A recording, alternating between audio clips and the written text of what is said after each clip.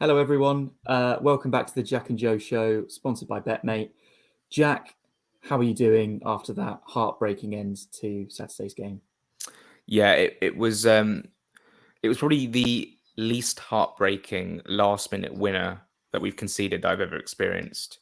And that's not the fact it was Manchester City, it was the fact that I was working and I had to turn a story around where I had like Fulham were going to get a point and that was all ready to go for full time, and then I had to quickly turn it around. So I had no time to process the emotions of conceding a last minute goal. But Joe, it was pretty annoying in hindsight. How did you consume the game?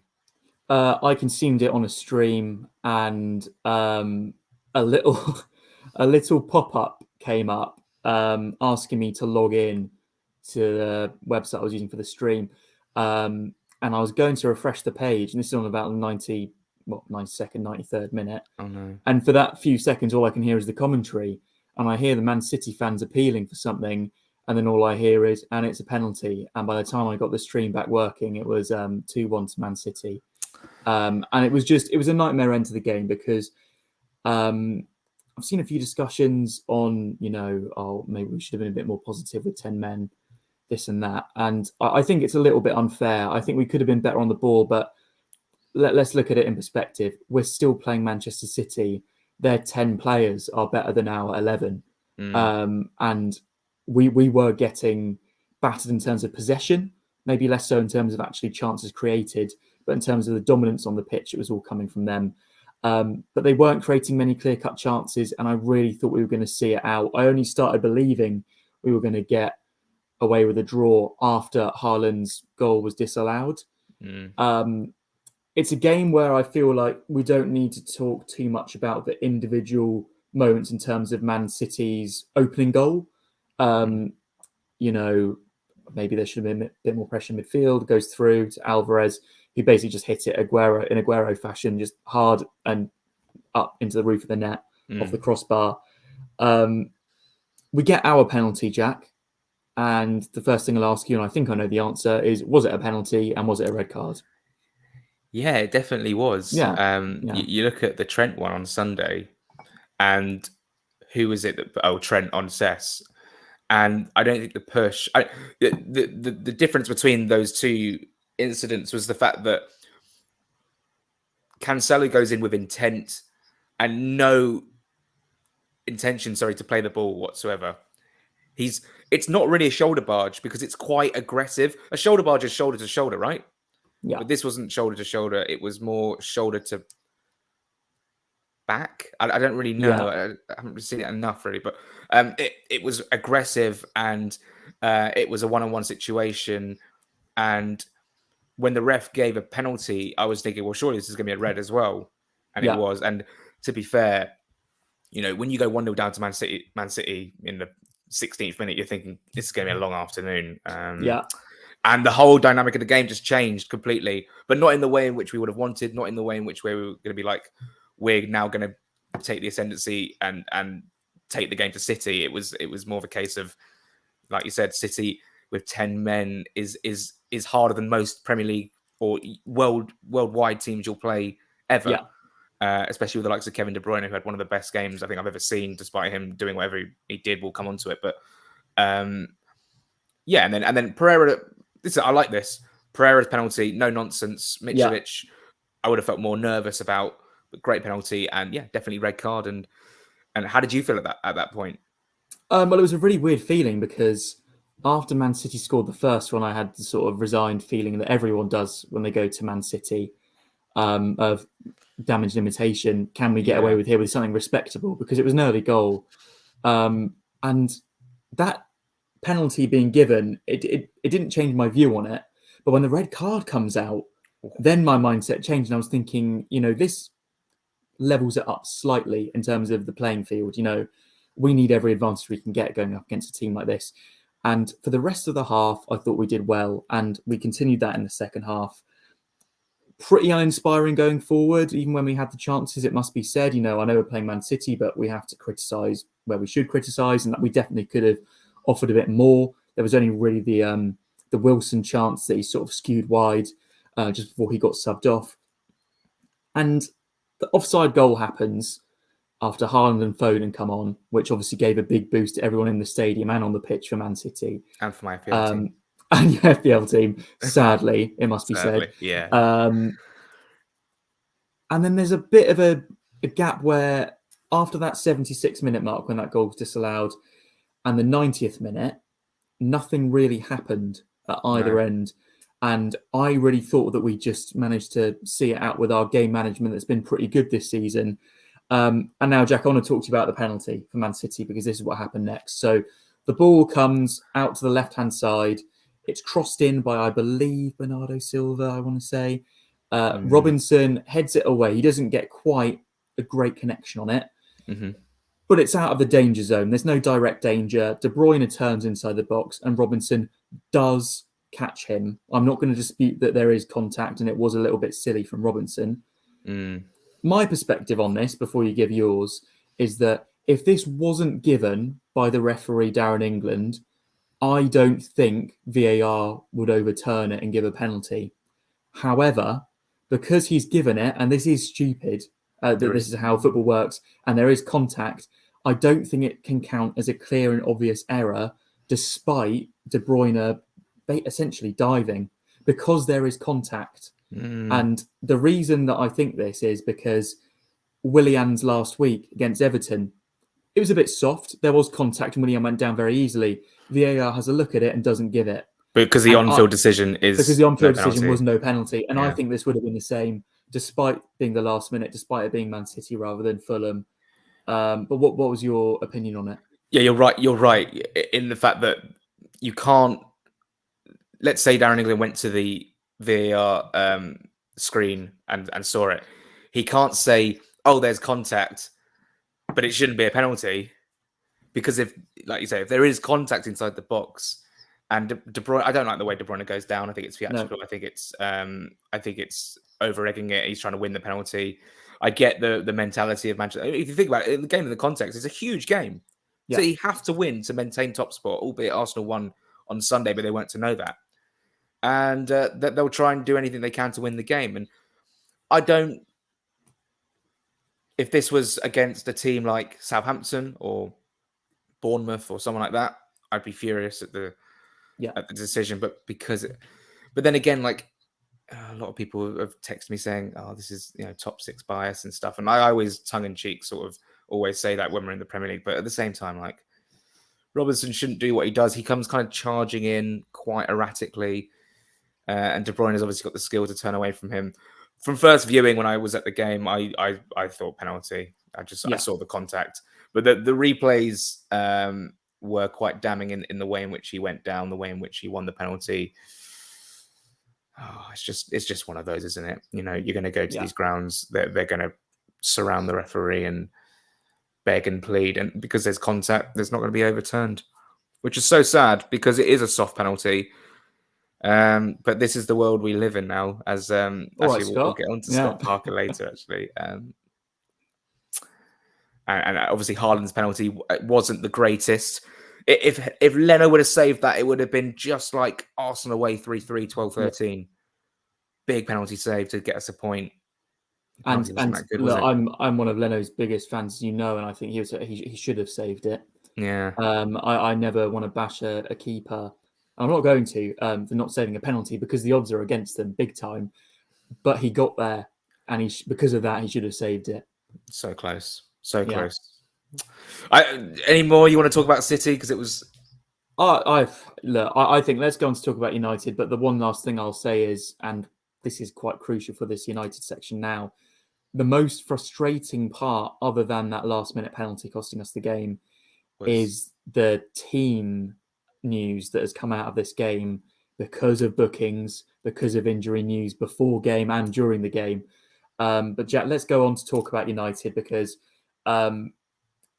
it's Man City, I almost don't want to delve on it. If this was against Bournemouth or someone like that, as you say, I would, and I want to be far more frustrated, but we have to take it into context. It was a heartbreaking result, but we did ourselves proud. Despite being a one-man advantage, I thought that we were the first team to concede less than 3 this season, and it was very nearly only 1. And most teams go to Etihad and get battered. We were last week being optimistic, saying we wouldn't. Yeah. So I'm still pleased that we didn't. We didn't disgrace ourselves again. It's another defeat where we've been in the game again. And again, we're not getting the praise. I suppose you don't get praise for a defeat unless you're Leeds United. But I mean, it's it's upsetting that more wasn't said about how Fulham went there and stopped Man City from absolutely dominate. Well, I suppose they did dominate, but absolutely running away with a result. I mean, Brighton and Hove Albion, who are above us in the table, lost their 3-1, was it? Yeah, I know they got themselves back in the game with Leandro Trossard, but I suppose we did better on the day. And this whole lack of ambition thing, look, I was talking to Peter Rutzler about this after the game on Saturday. Seeing Man City on the TV is quite routine. It's quite robotic. Seeing them in real life is absolutely extraordinary. The way in which they press when they lose the ball, they swarm our players to win the ball back. They win the ball back when they're like 10%, 20% chance of actually getting the ball in that situation. They still get it and they overturn and they hunt you down quickly. There was one instance in the first half where we had the ball down one end. It went to Edison, and 5 seconds later, De Bruyne is breaking into the final third. Like, how on earth they transition that quickly? It's incredible. They are an absolutely brilliant football machine, and you can tell from Pep Guardiola's post-match how relieved he was to get those 3 points, because it was. And we gave them a tough game defensively. And I'm proud of us for doing what we did. And let's get on to United. Yeah, let's get on to United. As you know, BetMate, our sponsors. There's £1,000 guaranteed pot for this weekend, the Sunday game. You got until 5 minutes to kick off to make your selections, the £5 entry. And just before we get onto that, there's just a couple of things we want to address.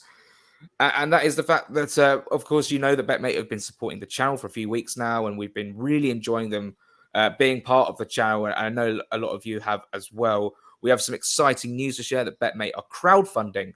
So you can become a BetMate investor for as little as £10, Joe. Yeah, so essentially they've launched their pre-registration page, which is where you can register your interest and be notified as soon as the campaign goes live. The lads have told us that you can not only gain equity in the company like a normal investment, but there will also be some rewards as well. So, for example, some free bets, some merchandise like hoodies and T-shirts, even hospitality tickets to a Premier League game, hopefully a Fulham one for that one. Yeah, so we're going to put the link in the description of the video if you're interested, in fact, in becoming a shareholder in the company. And as a disclaimer, as with all the investments, capital is at risk, of course. So be gamble aware, of course, and 18 plus and all that stuff. Joe, let's look at your team first. Let's do it. What have you gone with for Fulham Manchester United? So as you can see, I've straight off the bat captained Andreas Pereira. The reason for that is purely he's playing his former club, and I want the narrative. Vice captain Willie Ant, who I think will probably be one of our most dangerous players going forward as usual. Bruno Fernandes back from his suspension. Never like playing against him. He normally does something. Marcus Rashford up top. And in the defence, I've got Luke Shaw, who's been quite impressive recently. Got a deflected goal at the weekend. Issa Diop, who I thought was fantastic against Man City. And I've had to go for Bernd Leno in goal. I think even if we concede, he's been keeping us in games and getting some save points. So that's my team. What about yours, Jack? Joe, just before we get into my team, isn't Pereira suspended? Isn't he got 5 yellows? No. Oh, he doesn't? Oh, wait, does he? I was under the impression he had 5. I don't think he does. No, that's Harrison Reed and Tete. Okay, well, that's good then. Yeah, obviously you've got until 5 minutes to kick off to change your team anyway. This is my team. It's quite United heavy, would you believe it? David De Gea in goal. That's not because I don't believe in this Fulham team. It's just because there are a lot of United teams players who could pick up points. De Gea in goal. Lisandro Martinez. I'm interested to see how he'll come up against Mitrovic if he plays. Issa Diop at the back. He's been brilliant for us. Really, really growing to love this player more and more.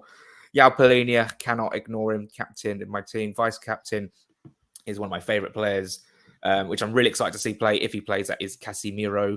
And up front, Marcus Rashford, and I've gone with Ronnie, Cristiano Ronaldo. Oh no! I'm one of those people who really appreciate seeing world-class players, and I haven't seen Ronaldo play since I think 2007-8.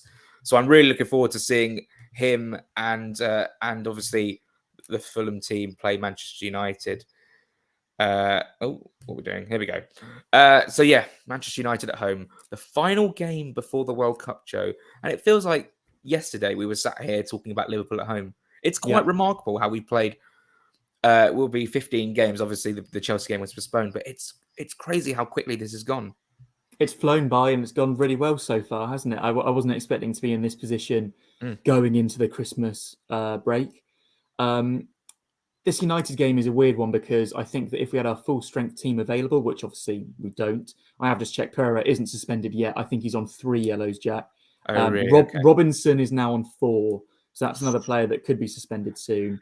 But I think if we had our full strength team, I think we'd beat United. I really do. I thought it looked really poor at Villa. This is actually the El Yellow Cardico because it's the 2 teams with the most bookings this season. United have got 36, and I think we're level with Forest on 35. Our discipline's been horrendous, let's not lie. But it's nice to see that we're not a nice team anymore. We do tactical fouls, and sometimes it does cost you.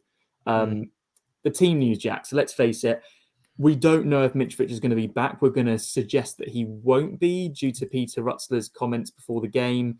It's the same injury that he's been having problems with recently. I don't think he'd miss the Man City game and be back for this one before the World Cup, from a personal perspective for him. As much as I'd love him to be, because I think he'd cause United some problems. Our team news, other than him, is that Tete is suspended, Harrison Reed is suspended, Bobby Reed is back. We don't know if Wilson's okay. He signalled that he needed to be subbed off, but... Did he? But, yeah, potential fatigue rather than injury, but with his recent issues, you might not be able to see it at the ground, Jack, but when he had that shot and it skewed wide, he went down and he instantly went like that. So hopefully he's okay. One bit of news from United's side, which could be big for us, is that Diego Darlow, their right back, who's been in great form, is suspended as well. Their backup is Wan-Bissaka, who obviously he's no mug, but hopefully he's a bit more of a mug. So that's the team news. We also haven't mentioned the awful news about Cabano, and we wish him all the best. Really sad last week. But Jack, knowing all of that, and I've rambled on for a bit, what would your team be to play United with all those caveats involved? And are you confident of getting something from this game? You know what? I am confident. Let's say Saturday night, I wasn't as confident as I was Sunday afternoon. I mean, their result against Villa was pretty poor, and obviously Emery comes in, you get a bounce, you go 2-0 up within 10 minutes. But United were poor, like really poor, and they had to work their way. And this is the thing. We've seen this happen, 3 times this season. Brentford 4 up before halftime. Man City, different beast, of course, 4 up before halftime. And then Villa race into a 2-0 lead. There is a theme here, and that is get at United early. And what did we do against Liverpool? We did that. What did we do against Brentford? We did that. So there is a chance. And in a lot of our home games this season, we've started games very, very well, apart from Newcastle and Bournemouth, of course. So let's think about this now. A team. Leno in goal, of course. Now, this is where it gets tricky already. Yeah. Do you go Bobby D. Cordova-Reid at right back? Or do you go Kevin Mbabu, who, when he came on against City, was just... There was a chance where he had a chance to play the ball and we could have had a chance, and he just took too long on it and we lost it, and that was the end of that. I am going to put my neck out and say Mbabu starts at right back. And that is because Bobby D. Cordova-Reid can play anywhere on the pitch, really. So we'll get back to him. Centre-backs, Ream and Diop. By the way, just quickly, if you haven't already, check out Tosin's new YouTube channel. It is absolutely brilliant. Card collector, kit collector as well. And he did a great video with Ellis Platten, away days, who is I actually saw him at the England-Germany game a few weeks ago. What a guy he is. And he went to Tosin's house and they swapped shirts. And it was almost like telling his career through his football shirts. And it was fantastic. Great viewing. Yeah. You should definitely watch it. So Diop, Ream, left back Robinson, of course, one of our best players so far this season. Yao Polino is going to sit. No Harrison Reed. So TC, please to start. That'd be great. And Yeah. then if Pereira is obviously Pereira's Yeah. fine now. Pereira at Cam, and this is where it gets tricky. I would start Bobby D. Cordova-Reid. No. Hold on. Okay. No, hold on. Harry Wilson, Yes. if he's okay. If he's okay, yeah. Dan James against his former club. And Okay. up front, Bobby D. Cordova-Reid. Okay. I'm not having Vinicius. Okay. Not today. What about you, Jack? I agree, other than Oh, wait. I think you might have forgot got about Willian. Yeah. I forgot about yeah. Willian. I was going to say, I literally agree. I would want Bobby Reid up front. I think he's a big goal threat. And Vinicius, I think he did some great hold-up play for the play that led to the penalty when he played it through. But overall, I just don't think he's offered enough so far. And I would like to see Bobby Reid. I think he's someone that can run in behind. And he's also someone that can drop a bit deeper and help out where, let's face it, our midfield without Harrison Reed is going to need to work a lot harder. And I think he can help from that from the front. I would like to see Willian on one side and Harry Wilson, if he's available, on the other side. Otherwise, it has to be Dan James because we've got no one else. I think Mbabu should get a go at right back. I do, because I feel like, it's not a situation where we've got a fully fledged forward line and we can just put Bobby Reid at right back and get him involved as well. We don't have a fully fit forward line and we need our goal threats up there. And I don't think the drop-off between Bobby Reid to Mbabu or vice versa is that big. And I think that he deserves another chance to prove that he can do a job there. Everything else I agree with.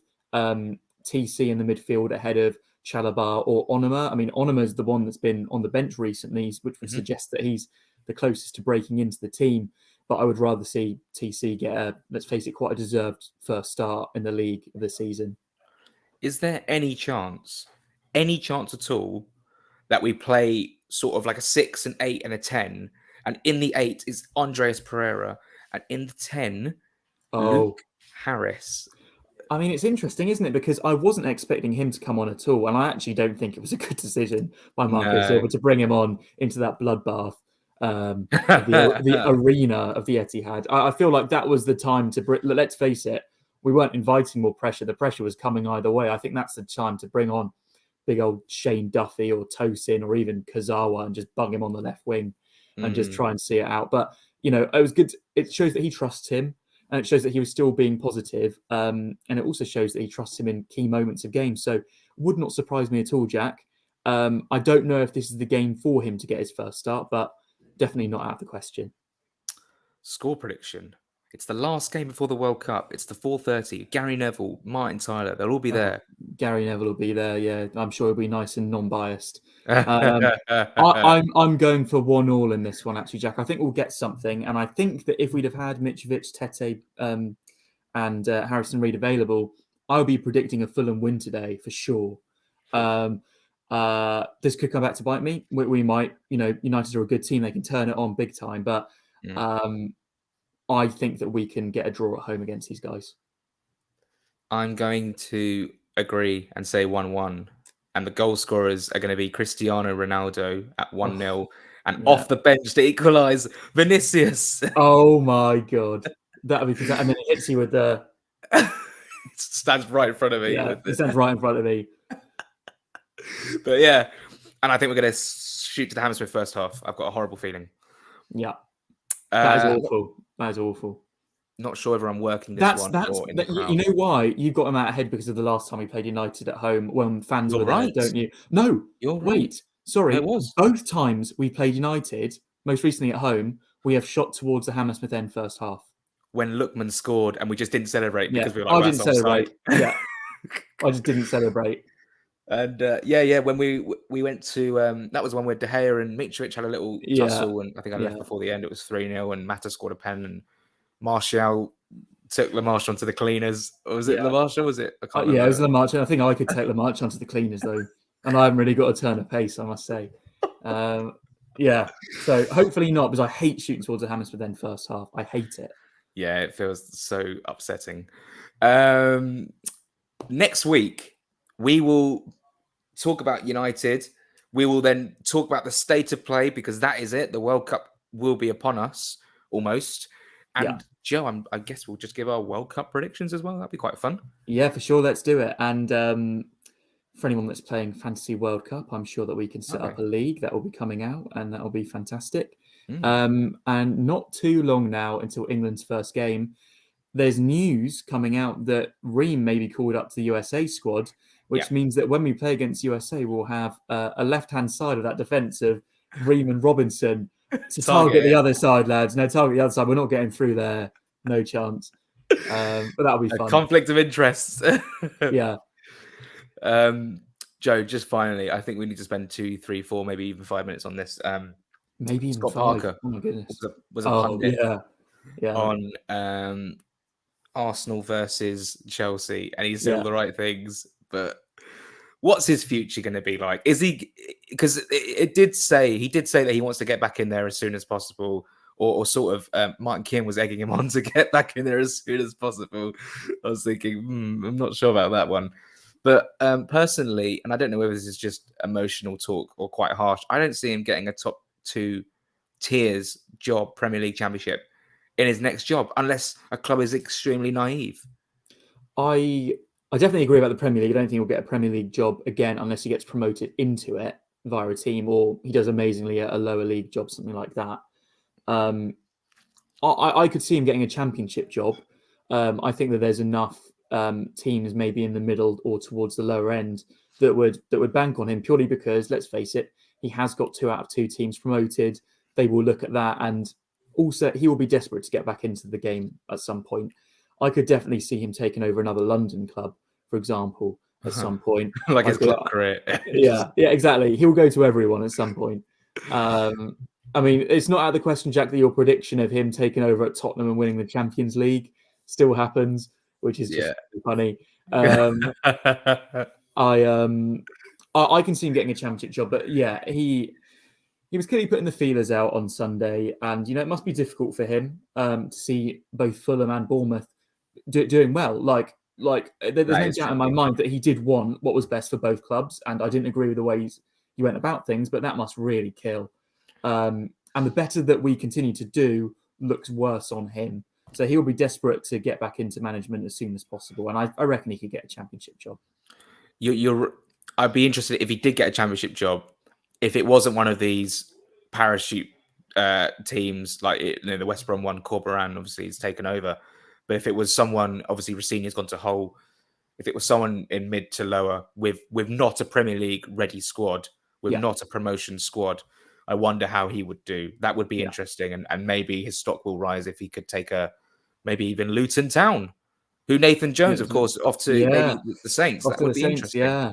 And of course, Luton Town were in the playoffs last season. They've got a squad where they could challenge for the playoffs yet again. And obviously they won brilliantly at the weekend at Blackpool. I do wonder, that would be very interesting. It's sort of like a similar, I could see that actually. Scott Parker to Luton. He fits in with Luton in being very dislikable and a bit crap, in my opinion. Nathan Jones, passion merchant. Yeah, he's a passion merchant, but it'll be interesting to see him at Southampton. Interesting to see if he can do a good job. Obviously, last time he took a step up in terms of to Stoke in the higher end of the Championship at that point. He failed miserably, but it'll be interesting if he can make the step up this time. We'll talk more about that next week if the news comes out. My battery is about to die, so let's call it a day. Joe, thanks so much for being here. Yeah, been a pleasure, Jack. Thanks everyone for watching, and enjoy the last game before the World Cup on Sunday. Our best wishes go to Neeskens Cabana, of course. Horrible news, and we love and will support him so much. Come on, Fulham. We'll see you at United at home.